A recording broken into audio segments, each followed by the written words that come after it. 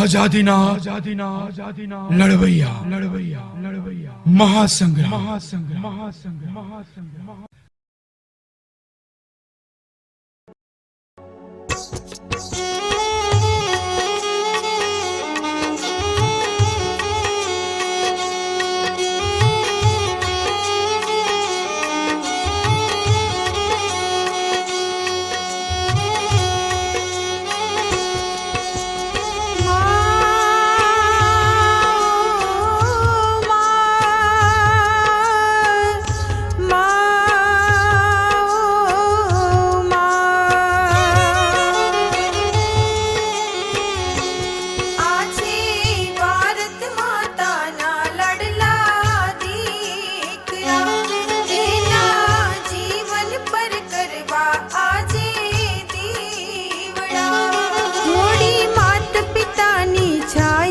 लागी आजादीनी माया एनी कंचन वर्णी काया बन्या आजादीना पाया हो આજે ભારત માતાના લડલા દીકરા એના જીવન પર કરવા આજે દીવડા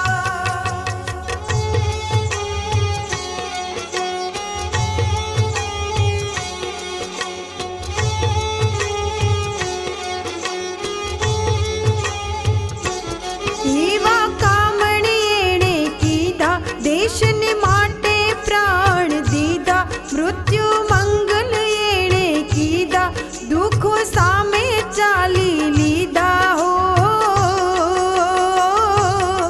આજે ભારત માતાના લડલા દીકરા એના જીવન પર કરવા આજે દીવડા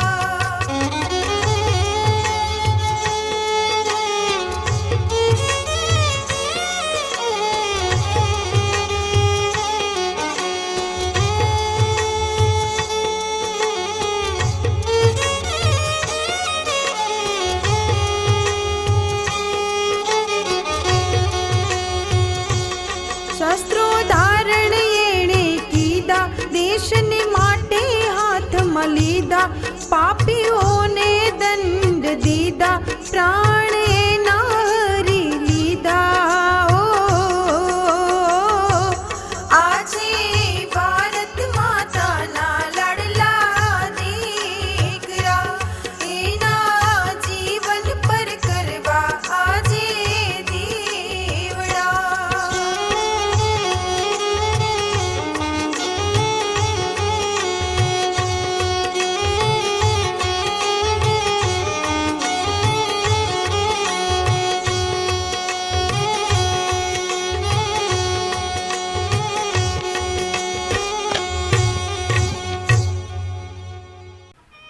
સંઘ શક્તિ કલો યુગે આ જગતની અંદર ગમે તેવા યુગનું પરિવર્તન કરવાની તાકાત હંમેશા સંઘમાં હોય છે, કારણ કે તેમાં નારણી શક્તિ કાર્યરત હોય. તેના પીઠબળથી, તેના સામર્થ્યથી અશક્યને પણ શક્ય કરવાની, અસંભવને પણ સંભવિત કરવાની ક્ષમતાઓ આ સંઘમાં છુપાયેલી હોય. એકલો વ્યક્તિ ભલે ગમે તેવો સમર્થ હોય છતાં પણ તે અધૂરો છે, કારણ કે વ્યક્તિની શક્તિ હંમેશા મર્યાદિત હોય. મર્યાદિત શક્તિથી કઈ રીતે અમર્યાદિત કાર્યો થઈ શકે? પણ આવી મર્યાદિત શક્તિ વાળા માનવનું જો એકત્ર કરવામાં આવે, તેનું સંગઠન તૈયાર કરવામાં આવે, તો આ સમાજની અંદર જબરદસ્ત એક ક્રાંતિનું સર્જન થઈ શકે, નવું યુગનું પણ સર્જન થઈ શકે.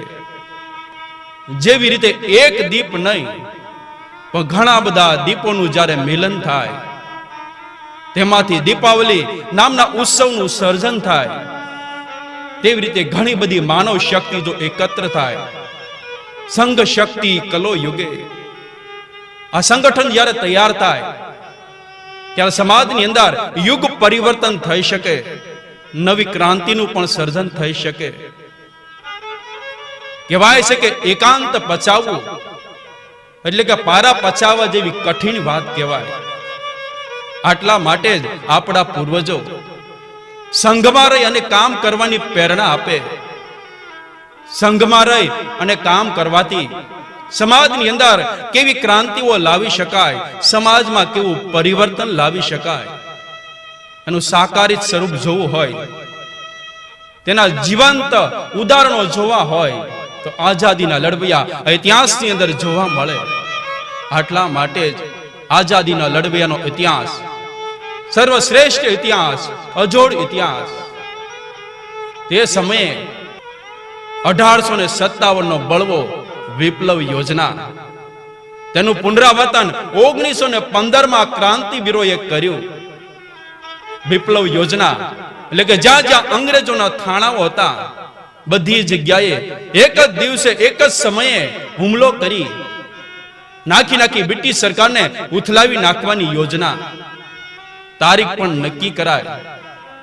તારીખ 21/2/1915 ના દિવસે જ્યાં જ્યાં અંગ્રેજોના થાણાઓ હતા બધી જગ્યાએ એક જ સમયે હુમલો કરવાનો નિર્ણય લેવાયો. તેમાં ઘણા બધા ક્રાંતિકારી યોદ્ધાઓની તેને જરૂર હતી. જ્યાં જ્યાં ક્રાંતિ સંસ્થાઓ કાર્યરત હતી બધી જગ્યાએ તેને ગુપ્ત રીતે સંદેશો મોકલાયો. તેજી ચમકે છાબકે, તેજી ચમકે છાબકે, કડે અવાજે ભૂત, વધઘટ ભાવે ઓલો વાણિયો, રણ માહી રજપૂત. આ સમાજની અંદર અમુક જાતિ, અમુક વર્ગના લોકો, તેના જીવનની અંદર અમુક ખાસિયતો, અમુક વિશેષતાઓ આપને જોવા મળે. તેમાં પણ રાજપૂત પરિવાર, ક્ષત્રિય સમાજ એટલે કે લડાયત વૃત્તિ, આ તેના લોહીના સંસ્કારો કહેવાય. જ્યારે જ્યારે આ સમાજની અંદર અન્યાય, અધર્મ થતો હોય તેને યોગ્ય ન્યાય આપવા માટે ઘણી વખત મોતના ખેલ ખેલી પોતાના આખા જીવનો સમર્પિત કરેલા આ ભારતના ઇતિહાસની અંદર આપને જોવા મળે. તો કોઈ રાજપૂત પરિવારો, આખા પરિવારો દેશ માટે, રાષ્ટ્ર માટે સમર્પિત થયેલા ભારતના ઇતિહાસની અંદર આપને જોવા મળે. આવો જ એક રાજપૂત પરિવાર ભારતના ઇતિહાસની અંદર આપને જોવા મળે કે જેની નસે નસની અંદર રાષ્ટ્ર પ્રેમ, દેશ પ્રેમ વહેતો હતો. આ પરિવારની જો વાત કરીએ તો રાજસ્થાનના શાહજહાંપુર, તેના રાજા કેસરીસિંહ ઠાકોર, તેને એક 10 વર્ષનો દીકરો હતો પ્રતાપસિંહ ઠાકોર. કેસરીસિંહ ઠાકોર તેના એક નાના ભાઈ જોરાવરસિંહ. કહેવાય છે કે આ બંને ભાઈઓ તેની ધર્મ પત્ની એટલે કે રાજપૂતાણી, તે પણ ક્રાંતિકારી મહિલા, વીરાંગનાઓ હતી. આખો પરિવાર દેશ માટે, રાષ્ટ્ર માટે લડતો હોય. એ પરિવાર કેટલો મહાન હશે, લાખો વંદન છે આ પરિવારને. કહેવાય છે કે આ રાજ્ય પડાવી નાખવા માટે અંગ્રેજોએ ઘણી વખત તેના ઉપર આક્રમણ પણ કર્યું હતું, પણ તેને હિંમતપૂર્વક તેનો મુકાબલો કર્યો. આખરે એક વખત અંગ્રેજોએ વિશાળ સૈન્ય લઈ આવી તેના ઉપર આક્રમણ કર્યું. સામસામો સંગ્રામ ખેલાયો, ભયંકર યુદ્ધ થયું. તેમાં કેસરીસિંહ ઠાકોર, જોરાવરસિંહ, તેનો પરાજય થયો. બંને ભાઈઓ ગિરફતાર થયા. તેવા સમયે જોરાવરસિંહ અંગ્રેજોની નજર ચૂકાવી ત્યાંથી ભાગી છૂટ્યા. કેસરીસિંહ ઠાકોર તેને હાથમાં હાથકડી પહેરાવી અંગ્રેજો જ્યારે લઈ જતા હતા તેવા સમયે તેના ધર્મ પત્ની રાજપૂતાણી, તેનો 10 વર્ષનો દીકરો પ્રતાપસિંહ ઠાકોર તેને મળવા માટે આવ્યા. રસ્તામાં તે મળી ગયા. તેવા સમયે જાણે કશું ન થયું હોય તેમ કેસરીસિંહ ઠાકોર, તેના ચહેરા પર પ્રસન્નતા હતી, ખુશી હતી, આનંદ હતો. હસતા હસતા રાજપૂતાણીની સામે જોઈ 10 વર્ષના નાનકડા દીકરા ઉપર હુફાળો હાથ ફેરવતા ફેરવતા એટલું કીધું, આ દીકરાનું એવી રીતે તમે ઘડતર કરજો કે તેની તમામ શક્તિઓ માત્ર ને માત્ર રાષ્ટ્રીય કાર્ય માટે જ વપરાય. તમે વિચાર તો કરો મિત્રો, આ કેસરીસિંહ ઠાકોર, તેના હૃદયની અંદર રાષ્ટ્રીય સંવેદનાઓ કેવી હશે, કેવો દેશ પ્રેમ હશે, કેવો રાષ્ટ્ર પ્રેમ હશે. તે ગિરફતાર થયા, તેના ઉપર કેસ ચાલ્યો, આજીવન કાળા પાણીની સજા ફટકારી આંદામાન નિકોબાર સેલ્યુટ જેલમાં તેને મોકલવામાં આવ્યા. આંદામાનની જેલ એટલે પૃથ્વી ઉપરનું નર્ક ગણાય. ક્રાંતિકારી યોદ્ધા ઉપર અંગ્રેજો ખૂબ અત્યાચારો સહન કરતા કરતા એ દિવસો પસાર કરવા લાગ્યા. તેવા સમયે જોરાવરસિંહની જો વાત કરીએ, અંગ્રેજોને થાપ ખવડાવી તે ભાગી છૂટ્યા. તેની પાછળ એ પોલીસ દોડધામ કરવા લાગી. મોટી મોટી વોરંટો કાઢી ઇનામો જાહેર કર્યા, પોસ્ટરો લગાવ્યા. તેની જિંદગી જોખમમાં હતી. આખરે સાથીદારોના આગ્રહના કારણે જોરાવરસિંહ પોતાના પરિવાર સાથે એ સ્થળાંતર કરી અને જોધપુર પહોંચ્યા. ત્યાં પણ એમ કહેવાય છે, ક્રાંતિવીરોનું સંગઠન તૈયાર કરવા માટે રાત દિવસ તે પ્રયાસો કરવા લાગ્યા. સામાન્ય યુવાનને એ સૈનિક બનાવવા માટે એક સેન્ટર પણ તેને ચાલુ કર્યું. આવી રીતે થોડા દિવસો વીત્યા હશે. કોઈ ગદ્દારે એ સરકારને જાણ કરી. જાસૂસી લોકો ત્યાં પહોંચી ગયા. તેવા સમયે જોરાવરસિંહ આ ક્રાંતિવીરોને મળવા માટે કઈ બહાર ગયા હતા. આ જાસૂસી લોકો તેના ઘરે પહોંચ્યા, ઘરની તલાશી લેવા લાગ્યા. તેવા સમયે જોરાવરસિંહના ધર્મપત્ની રાજપૂતાણી તેની સાથે સંઘર્ષ ખેલી અને ઘરની તેને બહાર કાઢ્યા. તે વિચાર તો કરો મિત્રો, રાજપૂતાણીમાં કેવી હિંમત હશે. સાંજ પડી, જોરાવરસિંહ જ્યારે ઘરે આવ્યા, તેને માહિતી મળી. એ વિચારવા લાગ્યા કે અંગ્રેજો એ પોતાના પરિવારને શાંતિથી જિંદગી જીવવાની દે, શું કરવું? કારણ કે બાળકો હજુ ઘણા નાના હતા. આખરે રાજપૂતાણીને સમજાવી અને તેને પિયર મોકલ્યા. તો આ તરફ કેસરીસિંહ ઠાકોર, તેના ધર્મપત્ની એટલે કે રાજપૂતાણીની જો વાત કરીએ તો તેનો 10 વર્ષનો દીકરો પ્રતાપસિંહ ઠાકોર, તેને લઈ અને તે પણ પિયર ગયા. કહેવાય છે કે આ બંને મહિલાઓ પોતાના નાનકડા બાળકોને જંગલમાં લઈ જઈ તાલીમ આપી. ક્રાંતિકારી યોદ્ધાઓ તે તૈયાર કરવા લાગ્યા. રાત દિવસ એક કરી ઘણા બધા પ્રયાસો કરી.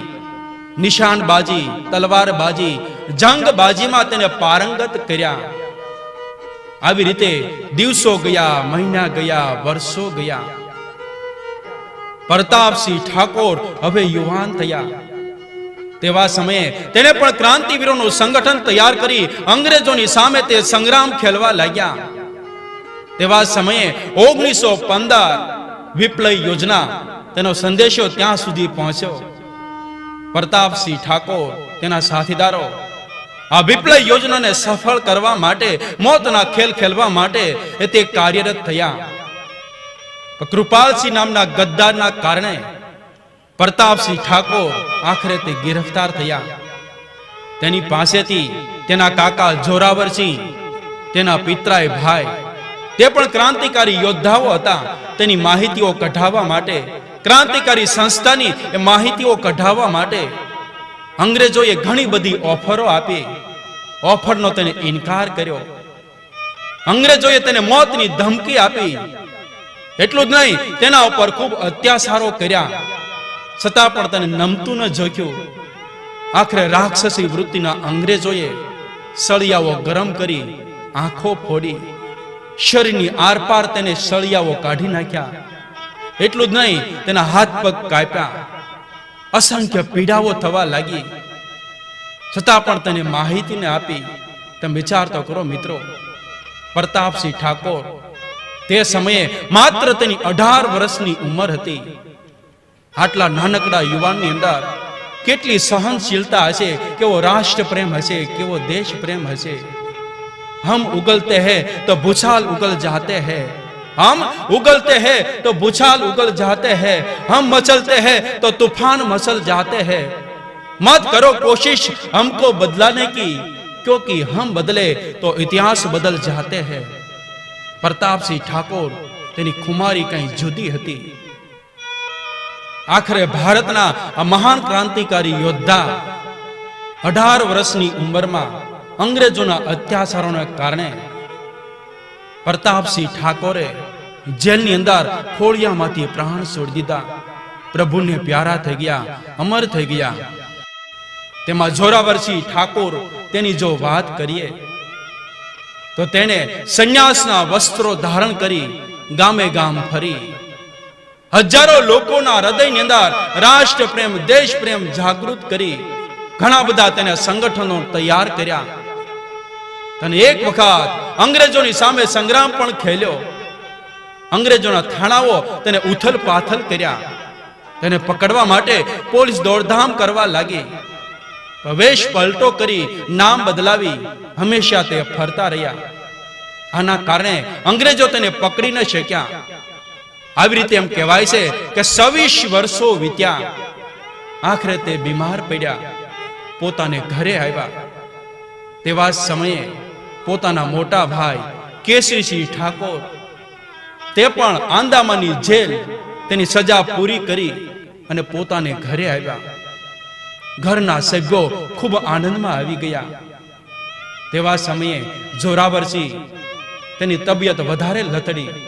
તેને હોસ્પિટલમાં દાખલ કરવામાં આવ્યા. ઘણી સારવાર થઈ તો કોઈ જાતનો ફરક ન પડતા આખરે ભારતના મહાન ક્રાંતિકારી યોદ્ધા જોરાવરસિંહ તેને ખોળિયામાંથી પ્રાણ છોડી દીધા. પ્રભુને પ્યારા થઈ ગયા, અમર થઈ ગયા.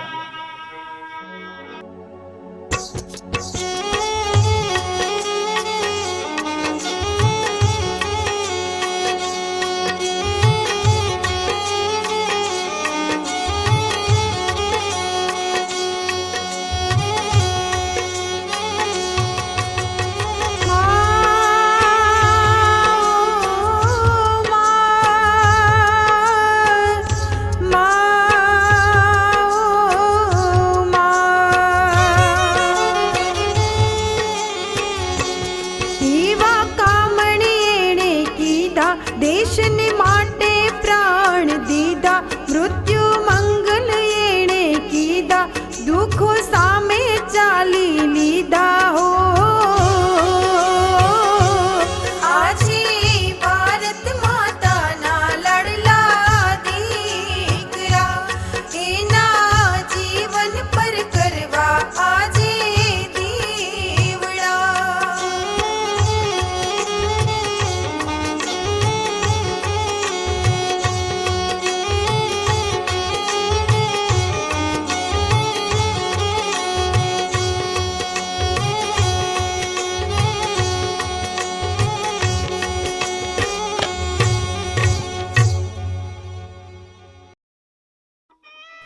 अब 1915 વિપ્લવ યોજના તેને સફળ કરવા માટે ઘણા બધા ક્રાંતિકારી યોદ્ધાઓએ પોતાના જીવનો સમર્પિત કરેલા ઇતિહાસની અંદર આપને જોવા મળે. આવા જ મુસ્લિમ પરિવારના એક યુવાન કસીમ ઇસ્માઇલની જો વાત કરીએ, ખૂબ મોટા તે વેપારી હતા, અઢળક સંપત્તિના તે માલિક. ઘરે કોઈ જાતની કમી નહોતી. કહેવાય છે કે એ સુરતના આ ભાગોળના એ વતની હતા. તે ઘણી વખત વેપારથી દેશને વિદેશ પણ જતા. વિપ્લવ યોજનાને સફળ કરવા માટે, મોતના ખેલ ખેલવા માટે, આ સુખ સમૃદ્ધિ વાળું જીવન છોડી તે પણ મોતના ખેલ ખેલવા માટે એ તે તૈયાર થયા. ખરા અર્થમાં આને જ કહી શકાય ત્યાગ અને સમર્પણ. વેપારથી દેશ ને વિદેશ પણ તે જતા.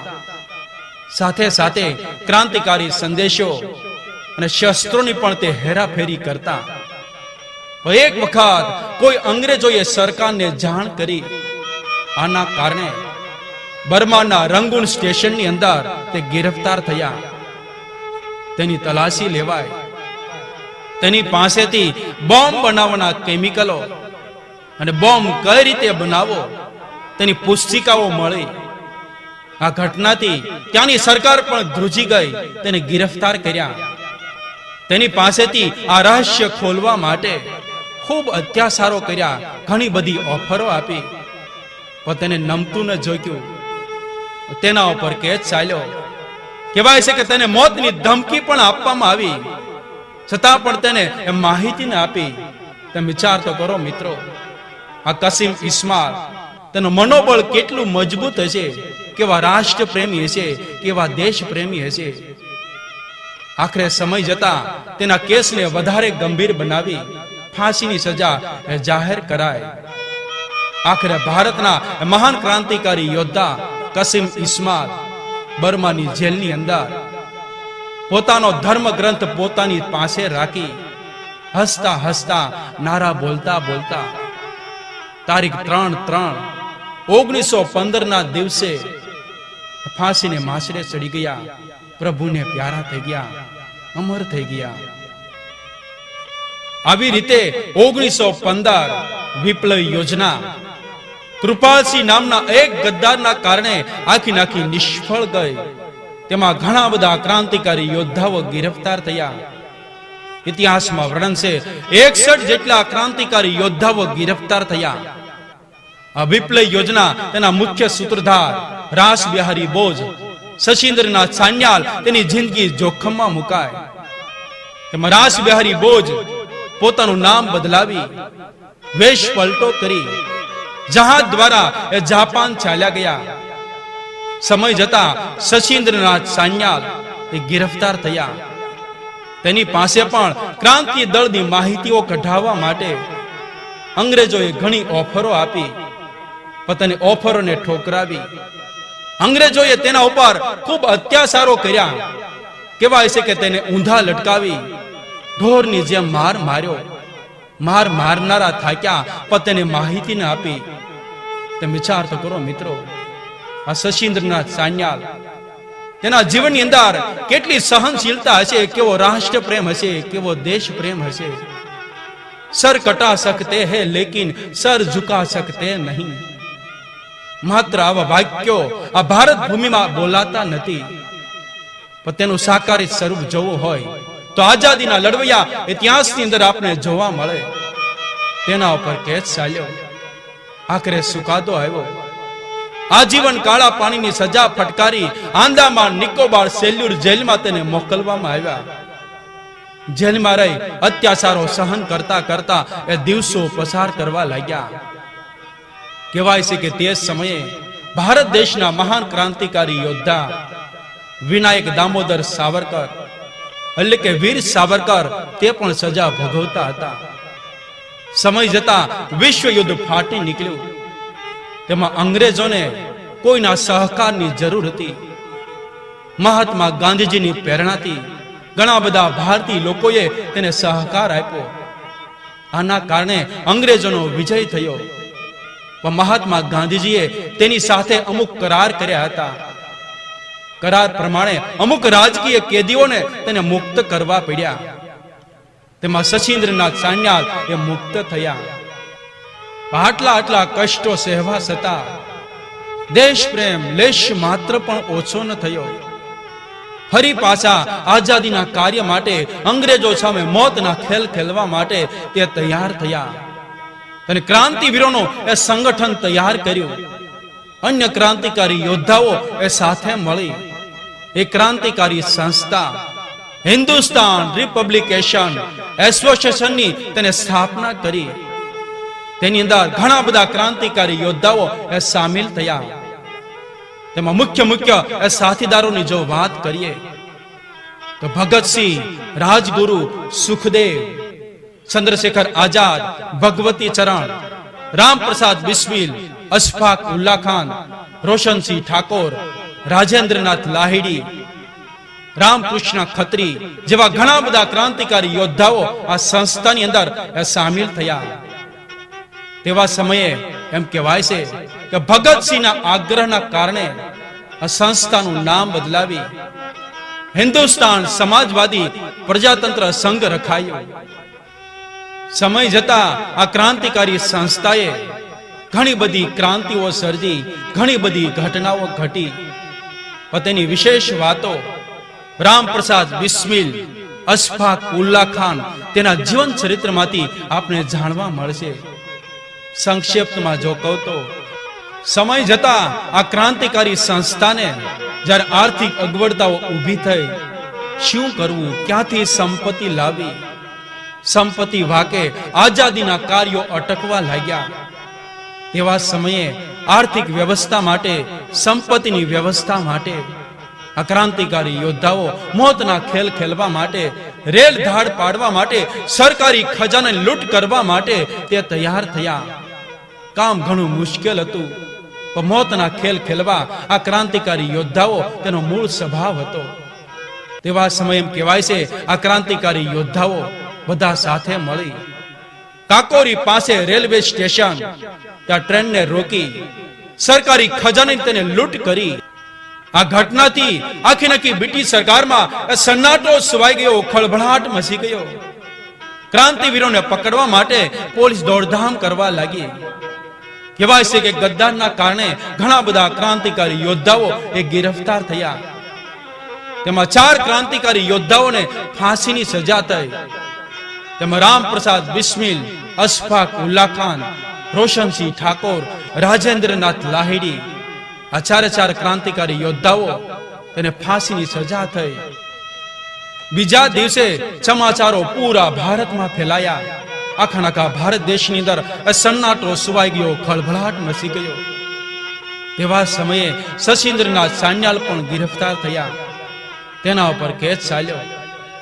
ફરી પાછા આજીવન કાળા પાણીની સજા ફટકારી આંદામાન નિકોબાર સેલ્યુર જેલમાં તેને મોકલવામાં આવ્યા. ફરી પાછા અત્યાચારો સહન કરતા કરતા આંદામાનની જેલની અંદર એ દિવસો પસાર કરવા લાગ્યા.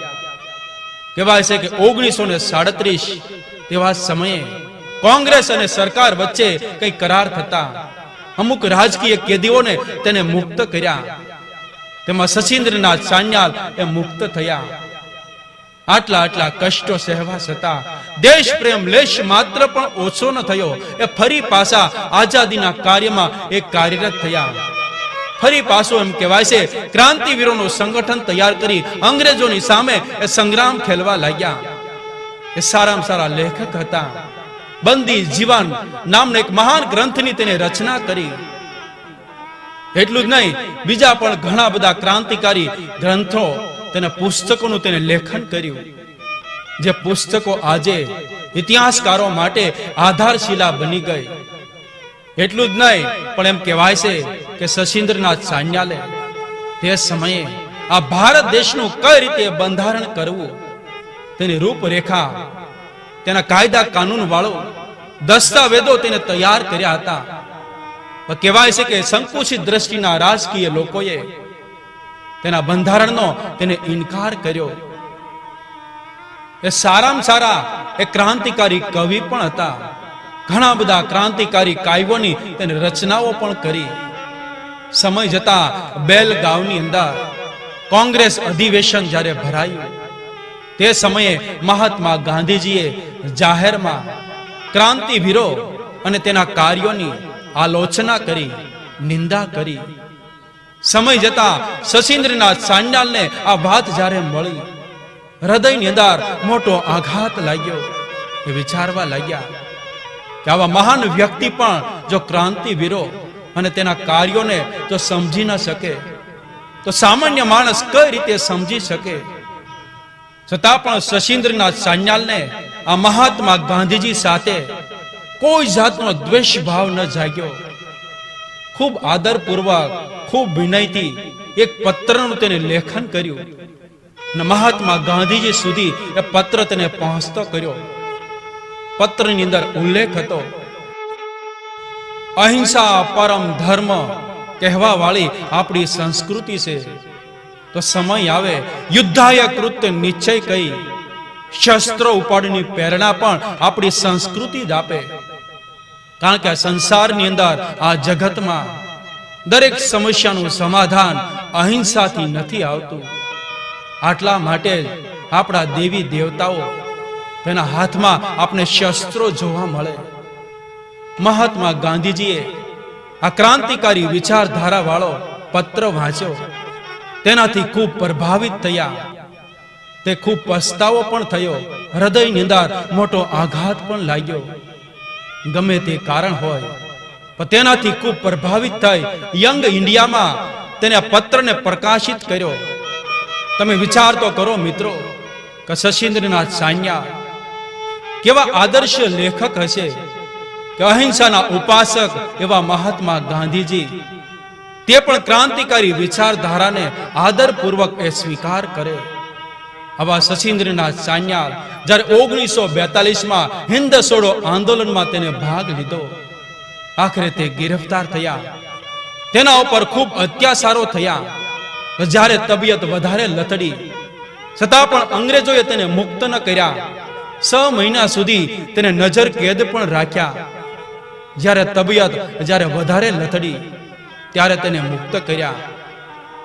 સમય જતા અંગ્રેજોના અત્યાચારોના કારણે આ ભારતના મહાન ક્રાંતિકારી યોદ્ધા શશીન્દ્રનાથ સાન્યાલે તારીખ 7/2/1942માં ગોરખપુરમાં પોતાની જીવન યાત્રા એ પૂર્ણ કરી પ્રભુને પ્યારા થઈ ગયા, અમર થઈ ગયા.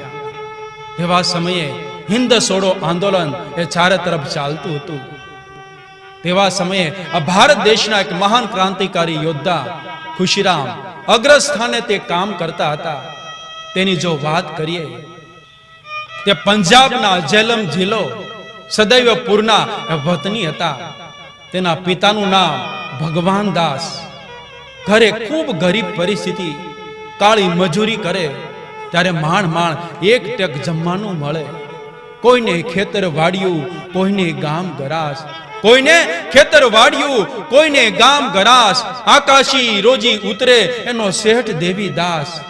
કાળી મજૂરી કરી આ પરિવાર એ પોતાનું ગુજરાન ચલાવતા હતા. કુદરતને કરવું બન્યું એવું. ખુશીરામ જ્યારે 7 વર્ષના થયા, મા બાપનું અવસાન થયું. આ નાનકડો બાળક માતા પિતાને યાદ કરી ખૂબ રડે. કલાકો સુધી એમ કહેવાય છે જ્યારે ધ્રુસકા મૂકીને રડવા લાગ્યો. કોઈને દયા આવી, તેને ઉચકાવી નવા કોટના અનાથ આશ્રમમાં આ બાળકને તેને દાખલ કર્યો. આશ્રમમાં રહી માતા પિતાને યાદ કરતા કરતા ઘણી વખત આશ્રમના એકાદ ખૂણામાં બેસી ખૂબ રડે. આવી રીતે દિવસો પસાર કરવા લાગ્યા. દિવસો ગયા, મહિના ગયા, વર્ષો ગયા. હવે એમ કહેવાય છે એ સ્કૂલમાં જ્યારે અભ્યાસ કરતા હતા, ધીરે ધીરે કરતા વ્યાયામ કરી, કસરત કરી, યોગ સાધનાઓ કરી પહેલવાન જેવા બન્યા. ખૂબ જિજ્ઞાસુ હતા, અભ્યાસુ હતા. ઘણા બધા ક્રાંતિકારી પુસ્તકોનો તેને અભ્યાસ પણ કર્યો.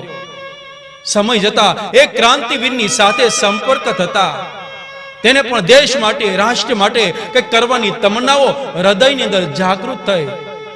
તે પણ એમ કહેવાય છે એક ક્રાંતિકારી સંસ્થાની સાથે રહી આઝાદીના કાર્યમાં એક કાર્યરત થયા. તેણે પણ ક્રાંતિવીરોનું વિશાળ સંગઠન તૈયાર કર્યું. અંગ્રેજોની સામે એ સંગ્રામ ખેલતા હતા. સમય જતા 1942માં હિન્દ છોડો આંદોલન ચાલતું હતું. પોતાના સાથીદારો સાથે લોક જાગૃતિ માટે તેને સરઘસ એક વખત બહાર કાઢ્યું. પોતાના હાથમાં રાષ્ટ્રધ્વજ હતો. બધાની આગળ તે ચાલતા હતા. ધીરે ધીરે કરતા આ સરઘસ રાજમાર્ગ સુધી પહોંચ્યું. પોલીસ આવી ગઈ, લાઠીચાર્જ કર્યો. છતાં પણ ખુશીરામ હિંમત ન હાર્યા. તેની ખુમારી અદા કઈ જુદી હતી. બધાની આગળ ચાલતા હતા અને જોર જોરથી નારા બોલતા બોલતા યુવાનોમાં જોમ જગાડતા હતા. અંગ્રેજોની નજર તેના તરફ ગઈ. તેના ઉપર તેને ગોળી ચલાવી. શરીરની આરપાર ગોળી નીકળી ગઈ. છતાં પણ એમ કહેવાય છે રાષ્ટ્રધ્વજ લઈ અને આગળ ચાલતા હતા. રાક્ષસી વૃત્તિના અંગ્રેજોએ બીજી ગોળી ચલાવી. શરીરની આરપાર નીકળી ગઈ. ઇતિહાસમાં તો ત્યાં સુધી વર્ણન છે. આવી રીતે 7 ગોળીઓ શરીરની આરપાર નીકળી ગઈ. છતાં પણ તે લથડિયા ખાતા ખાતા રાષ્ટ્રધ્વજ લઈ અને ચાલતા રહ્યા. તમે વિચાર તો કરો મિત્રો, આ ખુશીરામ તેના શરીરની અંદર કેવું જોમ હશે, કેવો જુસ્સો હશે, કેવો આત્મવિશ્વાસ હશે. નૈનમ છિદંતી શસ્ત્રાણી નૈનમ દહતી પાવક. આ સૂત્ર તેના જીવનની અંદર આપને જીવંત જોવા મળે. આખરે રાક્ષસી વૃત્તિના અંગ્રેજોએ તેના મસ્તકમાં ગોળી મારી તે ધરતી ઉપર ઢળી પડ્યા. ભારત માતાની ગોદમાં કાયમને માટે પોઢી ગયા, પ્રભુને પ્યારા થઈ ગયા, અમર થઈ ગયા. કહેવાય છે કે તેની શૌર્ય ગાથા ભારતની ગલીએ ગલીએ ગુંજવા લાગી. હજારો લોકો તેના અંતિમ દર્શન માટે ઉમટી પડ્યા. કહેવાય છે કે તે સમયે ખુશીરામની ઉંમર માત્ર 18 વર્ષની હતી. કોણ જાણે આવા કેટલાય યુવાનોએ આ દેશની આઝાદી માટે, માતૃભૂમિની મુક્તિ માટે આઝાદી યજ્ઞની વેદીમાં એ હોમાયા હશે. ત્યારે આપણો ભારત દેશ આઝાદ થયો હશે.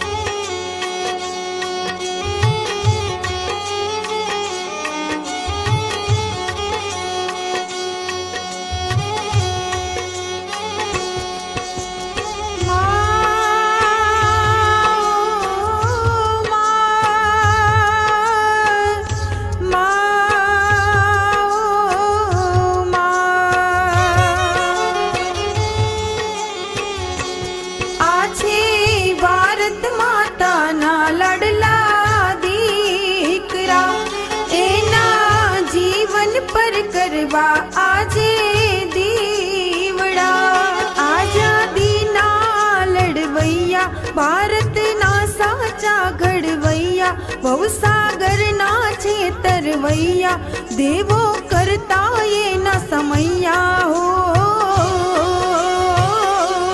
આ છે ભારત માતાના લાડલા દીકરા, એના જીવન પર કરવા આજે દીવડા.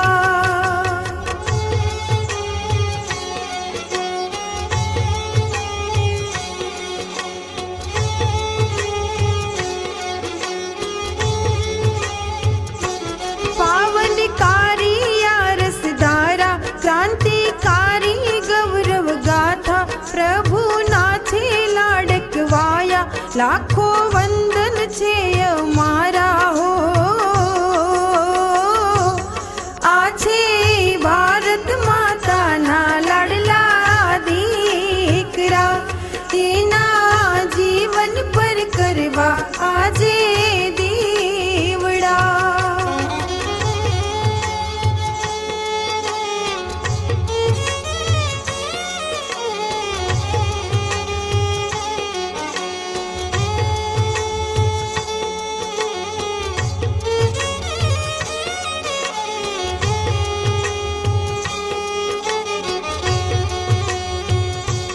કાંતિની છે આ ક્રાંતિ, વાતો લેવા જેવો છે અલહાવો, ભારતનો છે આ ખજાનો, માણીએ તો લાગે મજાનો. આ છે ભારત માતાના લાડલા દીકરા, એના જીવન પર કરવા આજે દીવડા.